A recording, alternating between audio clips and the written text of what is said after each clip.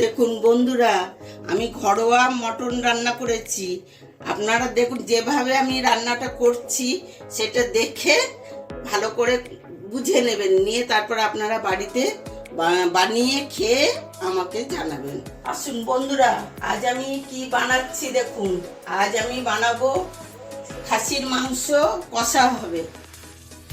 এর মধ্যে আমি শুধু হলুদ আর একটু তেল মাখিয়ে রেখেছি, একটু পেঁয়াজ মাখাবো।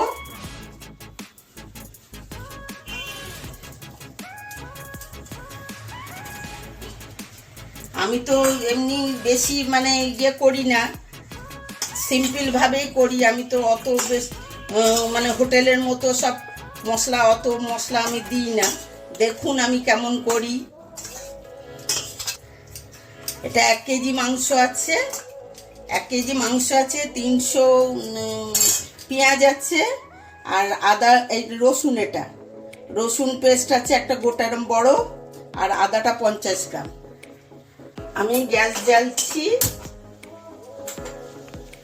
আমি কটা আলু দেব, এখন 6 টুকরো আলু দেবো, দিয়ে মাংসটা হবে।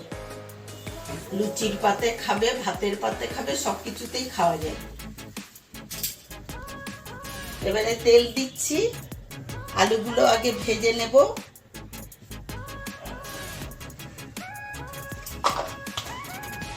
পঞ্চাশ গ্রামের মতো তেল আছে, আলুগুলো আগে ভেজে নেব, নিয়ে তারপরে মশলা ভাজা হবে। এই আলু 6 টুকরো আলু আছে, এটা ভাজবো, ভেজে মাংস দেব। তেল গরম হয়ে গেছে, এবার আলুগুলো দিচ্ছি। আলুগুলো একটু লাল করে ভেজে নেব, নিলে আলুটা লাল করে ভেজে নিলে খেতে ভালো লাগবে।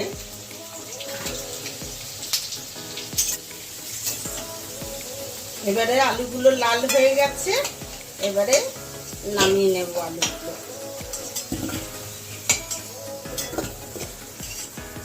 এবারে মাংস বসাবো, তার পরিমাণ মতো তেল দেব। খাসির মাংস তো চর্বি থাকে, আর তেল দেবো না। এবারে পেঁয়াজ দেব।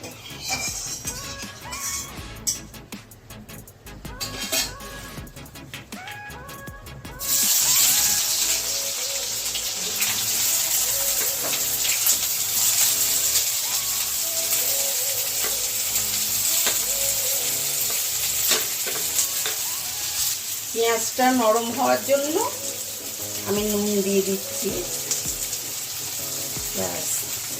2 চামচের মতো নুন দিলাম। 1 কেজি মাংস, এবার পরিমাণ নুন তো আমাকে দেখে দিতে হবে, পরিমাণ মতো দিতে হবে। এবারে কি হয়, আমরা একটু এই হোটেলে টোটেলে যেমন এই মশলা ওই মশলা দেয়, আমরাও শরীরের চিন্তাও তো করতে হবে। সব রকম মশলা দিয়ে খেলে শরীরে সবসময় সহ্য হবে না। এবারে আমরা মাসে একবার বাইরে খেলাম, সেটা একটু মশলা রিচ খেলাম, ঠিক আছে, কিন্তু সবসময় তো আমাদের শরীর নেবে না। কাজে আমি অতিরিক্ত মশলা দিয়ে রান্না করি না। আপনারা খেয়ে বানান, আমার রান্না দেখে বানিয়ে খান। পেঁয়াজটা একটু লাল হয়ে এসছে, আমি রসুনটা দেবো। একটু রসুনটা আগে ভেজে নিতে হবে, নাহলে গন্ধ লাগবে। একটু লাল হয়ে এসছে, এবারে আমি রসুনটা দিয়ে দিলাম। রসুনটা একটু না ভেজে নিলে রসুন কাঁচা গন্ধ লাগবে। রসুনটা ভাজা হয়ে গেলে তারপরে আদাটা দেব। রসুনের গন্ধ চলে গেছে, এবার আদাটা দেব।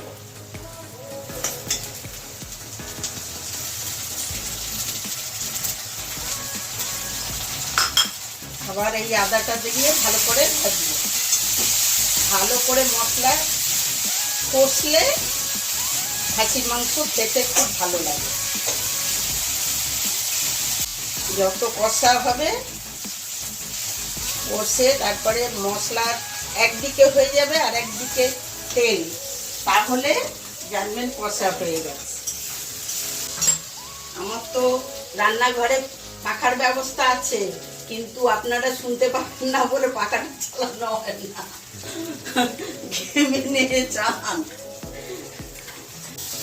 এবারে পেঁয়াজ আদাটা ভাজা হয়ে গেছে, এবার তেল একদম আলাদা হয়ে গেছে। এবারে একটু আমি লঙ্কা গুঁড়ো দেব,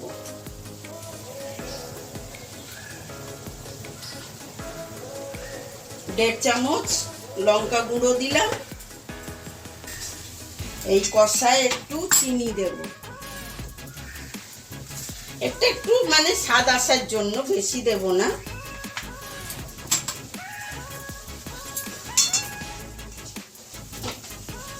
দেখছেন তো তেল একদিকে, মশলা একদিকে হয়েছে।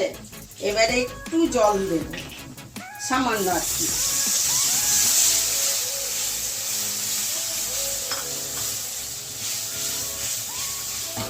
এবারে আমি এই যে মাংসগুলো দেব। মশলা ভাজা হয়ে গেছে, আমি পেঁয়াজ আর হলুদ আর সর্ষের তেল দিয়ে একটু মাখিয়ে রেখেছিলাম।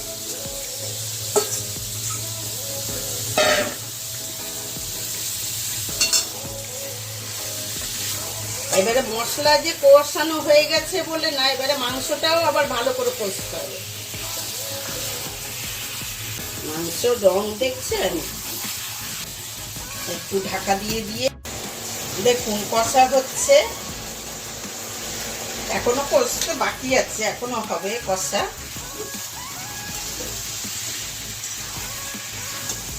কষতে কষতে তেল ছাড়বে, তারপরে দেখুন বন্ধুরা কত সুন্দর তেল ছেড়েছে, কালারটা হয়েছে দেখেছেন কত সুন্দর, মনে হচ্ছে এখনই খেয়ে নি।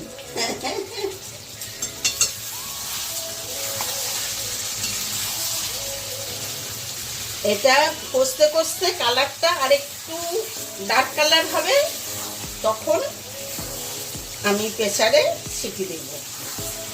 আমি একটু গরম মশলা দিয়ে দিচ্ছি, এই যে তেল ছেড়ে দিয়েছে, আর একটু নেড়েই হাফ চামচের মতো গরম মশলা দিলাম। দেখছেন তেল ছেড়ে দিয়েছে, আর একটু কষি জল দিয়ে দেবো। দেখুন কষা হয়ে গেছে, কালার দেখেছেন ডিপ কালার হয়ে গেছে, তেলও ছেড়ে দিয়েছে মাংস থেকে। এবারে আমি প্রেসারে দেব।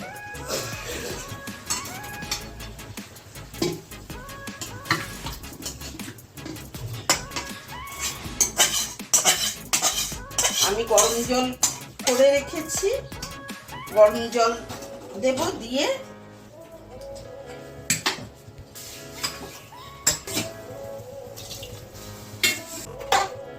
এটাই আমি বেশি জল দেব না, কেননা একটু কষা কষা মতো হবে তো।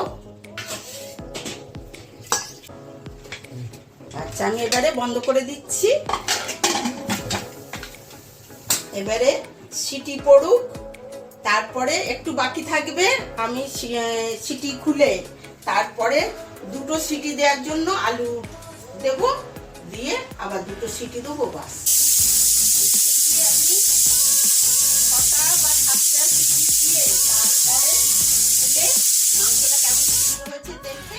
আলু দেব, দিয়ে আবার একটু গ্যাসটা অন করে দেবো, দিয়ে দুটো সিটি দিয়ে বাস হয়ে যাবে। দেখুন এবারে মাংসটা সেদ্ধ হয়ে এসছে, আলু দেবো, দিয়ে দুটো সিটি দেবো, বাস নামিয়ে দেবো।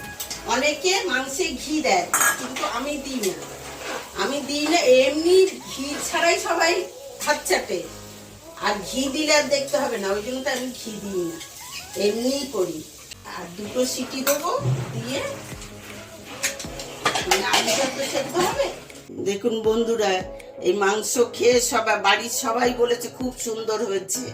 আপনারা বানিয়ে খেয়ে আমাকে জানাবেন কেমন হয়েছে, আর চ্যানেলটাকে সাবস্ক্রাইব করবেন। আমাদের শাশুড়ি বৌমার রান্নার রেসিপি যদি আপনাদের ভালো লেগে থাকে, তাহলে ভিডিওটি লাইক করবেন, সাবস্ক্রাইব করবেন আমাদের চ্যানেলটি, এবং পাশে থাকা বেল আইকনটি অন করে দেবে, যাতে আমাদের প্রত্যেকদিনই নিত্য নতুন রান্না আপনাদের কাছে তাড়াতাড়ি পৌঁছে যাবে।